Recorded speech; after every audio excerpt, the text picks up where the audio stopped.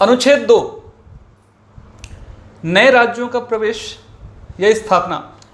आपको जान के बहुत ज़्यादा हैरानी होगी कि अनुच्छेद 2 का प्रयोग करके हमारे भारतीय संघ में शामिल होने वाला देश का एकमात्र हिस्सा पश्चिम बंगाल में आने वाला चंद्रनगर है। अनुच्छेद 2 और अनुच्छेद 3 की कन्फ्यूजिंग कंट्रोवर्सी क्या है? क्या अनुच्छेद 2 का संबंध सिक्किम से है? वर्तमान में क्या अनुच्छेद 2 स्थित है? सिक्किम और चंद्रनगर की कहानी क्या है?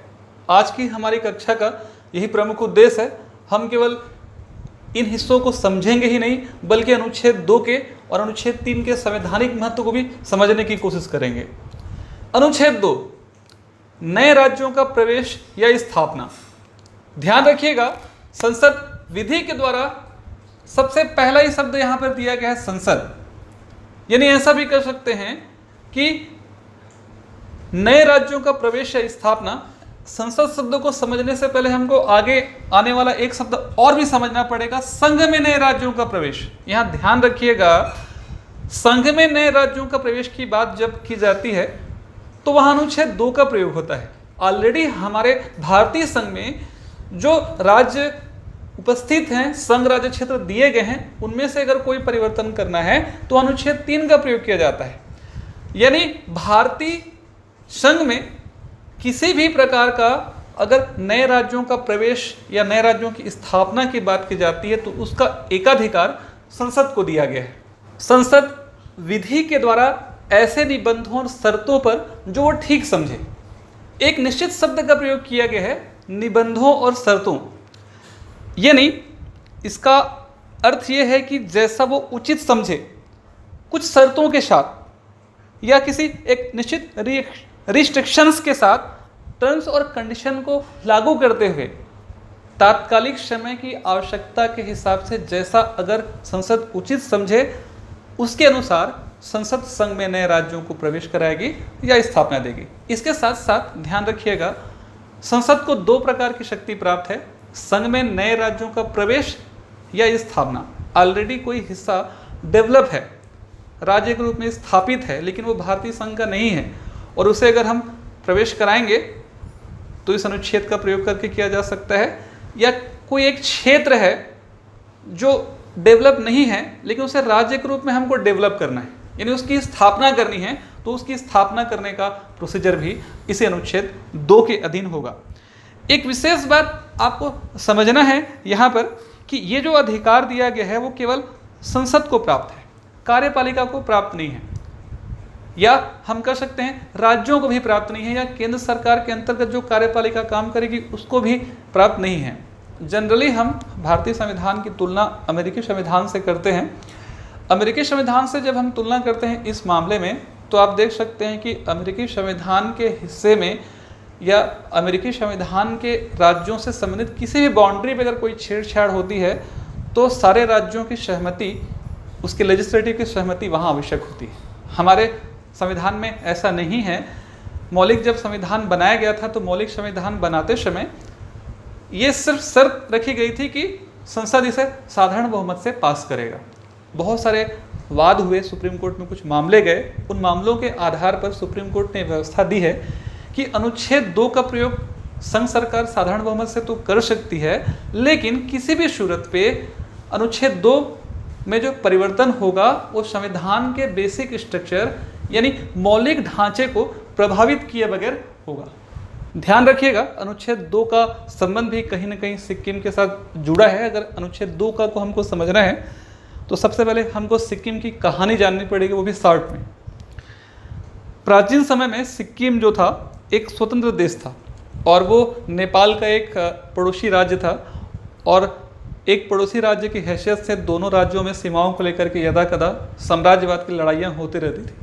अंग्रेज जब भारत आए तो उन्होंने सबसे पहले सिक्किम के लोगों को सहायता पहुंचाई और आने वाले समय में राजनीतिक गतिविधियों का फ़ायदा उठाया गया सिक्किम का अंग्रेज़ों के द्वारा, और उन्होंने राजनीतिक उठापटक के मद्देनज़र सिक्किम पर 1835 में पूरी तरह से कब्जा कर लिया।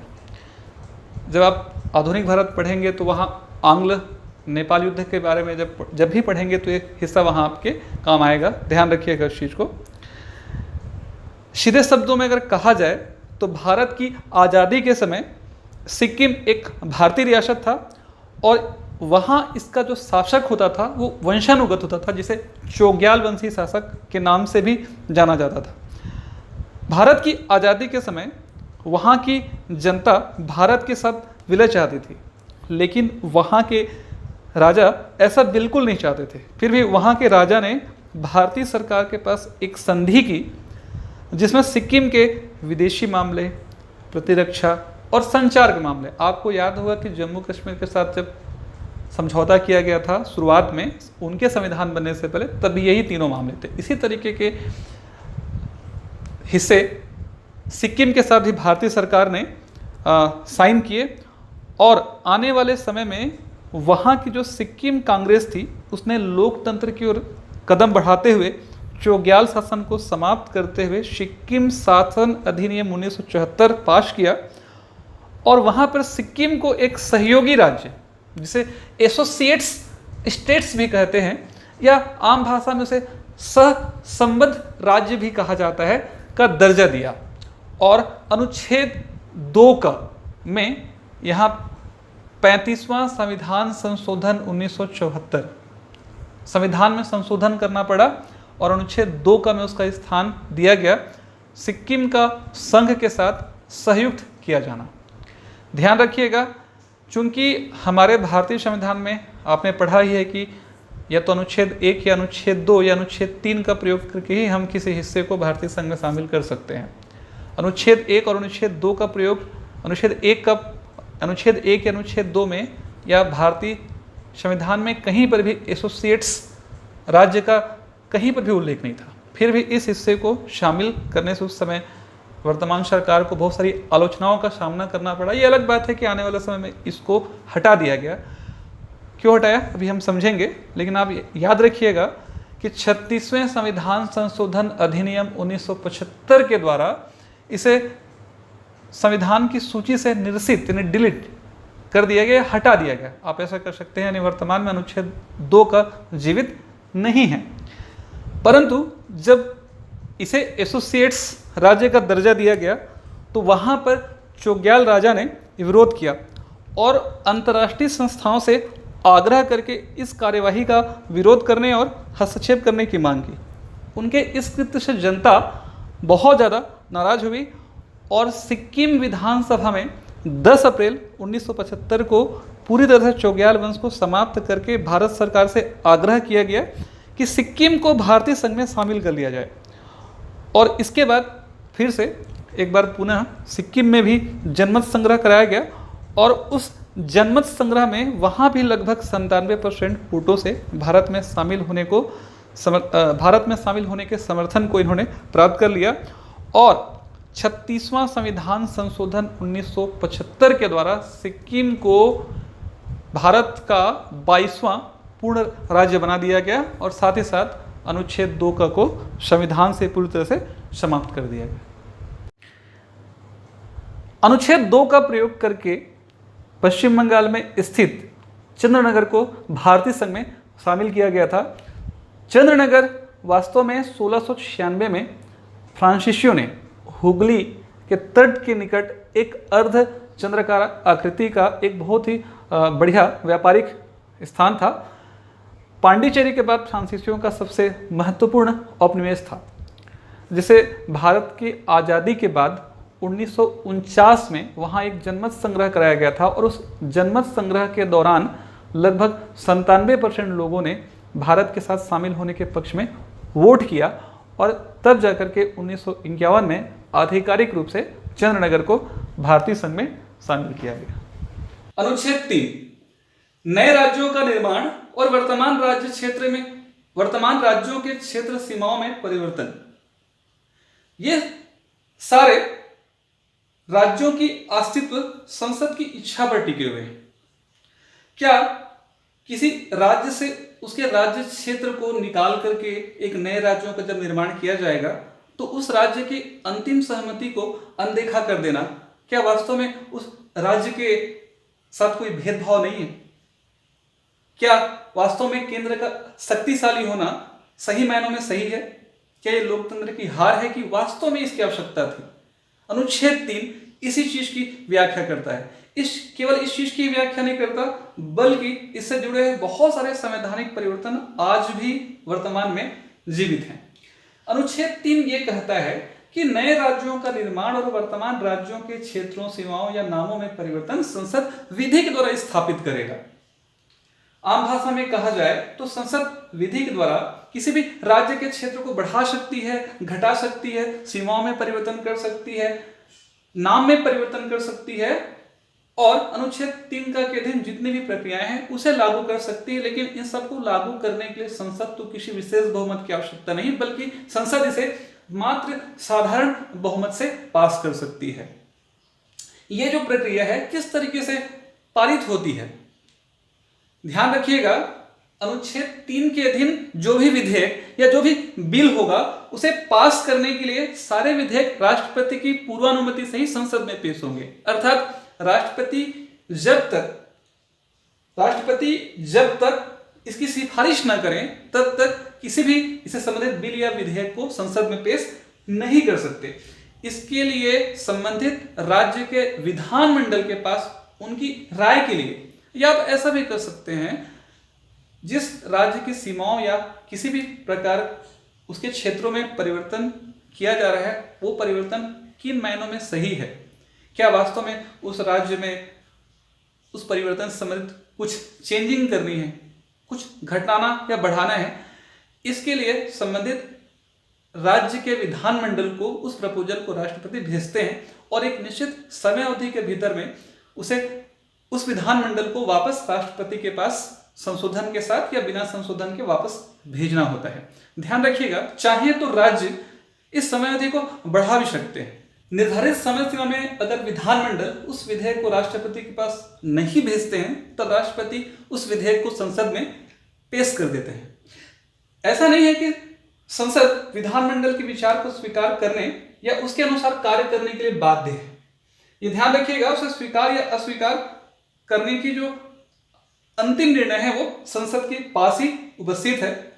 एक चीज और भी हमको ध्यान रखना पड़ेगा, अगर राज्य के निर्माण संबंधी कोई भी अध्यादेश या बिल सरकार अगर बीच में जारी करती है तो हर बार उसे विधानमंडल के लिए नया संदर्भ बनाने की आवश्यकता नहीं, उसे हर बार विधानमंडल के पास भेजने की आवश्यकता नहीं होगी। और साथ ही साथ संघ क्षेत्र के मामले में अगर किसी प्रकार का कोई परिवर्तन करना है, किसी राज्य से अगर हटा करके कोई एक संघ शासित प्रदेश से संबंधित कोई परिवर्तन अगर किया जा रहा है तो उसके लिए संबंधित राज्य के विधानमंडल के संदर्भ की आवश्यकता नहीं होगी। ध्यान रखिएगा, ऐसा भी नहीं है, जो ये अधिकार दिया गया है वो क्यों दिया है इसको तो हम आखिरी में समझेंगे, लेकिन एक महत्वपूर्ण चीज मैं आपको समझा देता हूं। यहां पर एक महत्वपूर्ण चीज ये है कि राज्य अगर कोई परिवर्तन करना चाहें तो उसके लिए स्वयं आगे आकर के पहल कर सकते हैं। संबंधित विधानमंडल के 2/3 बहुमत की आवश्यकता होगी। 2/3 बहुमत से उस बिल को पास करके उसे संसद भेजा जाएगा।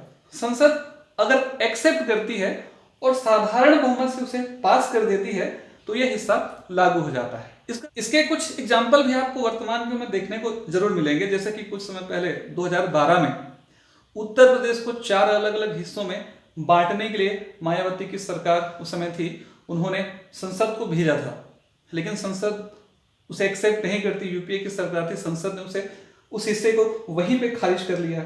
आप जानते हैं कि वर्तमान में अभी हाल ही की कुछ 1-1.5 साल के भीतर में गोरखालैंड की मांग उठी थी। गोरखालैंड जो हिस्सा है पश्चिम बंगाल में स्थित है और वहाँ पर दार्जिलिंग और गोरखालैंड के बीच में एक विवाद की स्थिति है, इसलिए वहाँ के लोगों के द्वारा एक गोरखालैंड की मांग की गई थी, उसे भी खारिज कर दिया गया। आप जानते हैं कि जो असम का एक हिस्सा है बोडोलैंड, विदर्भ एक बहुत इंपॉर्टेंट हिस्सा है। ऐसे बहुत सारे प्रयास राज्यों के द्वारा किए गए हैं, कुछ सकारात्मक प्रयास भी हुए हैं, कुछ नकारात्मक प्रयास भी हुए हैं। यह ध्यान रखिएगा, अनुच्छेद 3 के अंतर्गत जो शक्ति संसद को प्राप्त है वो शक्ति केंद्र के अत्यंत शक्तिशाली होने और राज्य के कमजोर होने की स्थिति को दर्शाता है। ऐसा होने का कारण क्या था, क्यों ऐसा रखा गया? क्योंकि जिस समय भारतीय रियासतें जुड़ रही थी उस समय उनको आशंका थी कि भविष्य में भाषाई प्राकृतिक या प्रशासनिक दिक्कतें बार बार उठेंगी और राज्यों के पुनर्गठन की मांग भी उठेगी। इसलिए संसद को ऐसे अधिकार मिलने चाहिए जिससे सरलतापूर्वक इनसे उठ रही समस्याओं का समाधान कर सके। इसीलिए ये सारे अधिकार वर्तमान समय में रख दिए गए। अनुच्छेद 3 का प्रयोग करके जब देश आज़ाद हुआ तो देश की आज़ादी के बाद भारत की जनता के सामने सामाजिक और भौगोलिक बहुत सारी समस्याएं उत्पन्न हो गई। सरकार ने तात्कालिक समस्याओं को ध्यान में रखते हुए देश को 4 अलग अलग हिस्सों में बांट दिया, यानी राज्यों की 4 श्रेणियां बना दी गई, क, ख, ग और घ। ऐसी 4 श्रेणियां बनाने का बहुत सारा कारण भी था। देश उस समय जब आज़ाद हुआ था तो देश की आज़ादी के समय बहुत सारे हिस्से थे देसी रियासतों, जिसमें 565 राज्य और रजवाड़ों का राज था। ब्रिटिश प्रांतों से जुड़े हुए कुछ हिस्से थे, कुछ हिस्सों को जनजातीय क्षेत्रों में बांट दिया गया था। तो सामाजिक सांस्कृतिक समस्याएं उत्पन्न न हो, इसी आधार पर राज्यों को 4 कैटेगरी में डिवाइड कर दिया गया। लेकिन आने वाले समय में पूरे देश में भाषा के आधार पर राज्यों के बनाने की मांग उठने लगी। आप जान ही रहे हैं कि आंध्र प्रदेश भाषा के आधार पर बनने वाला पहला राज्य है, जहां श्री राम लुलू, आप बाद में कभी पढ़ेंगे इन चीज़ों को, 56 दिनों की भूख हड़ताल के बाद जब उनकी मृत्यु हो जाती है तो सरकार को एक कमेटी गठित करनी पड़ती है और भाषा के आधार पर राज्यों का गठन करना पड़ता है। इसी संदर्भ में बहुत सारी समितियां बनाई जाती हैं और फाइनली जस्टिस फजल अली आयोग की अनुशंसा के आधार पर राज्य पुनर्गठन अधिनियम 1956 पारित किया जाता है। 7वें संविधान संशोधन अधिनियम 1956 से, जो 1 नवंबर 1956 से अस्तित्व में आया, पूरे देश में 14 राज्य और 6 केंद्र शासित प्रदेशों का निर्माण किया गया और ये सारा का जो सारा हिस्सा है अनुच्छेद 3 के आधार पर किया गया।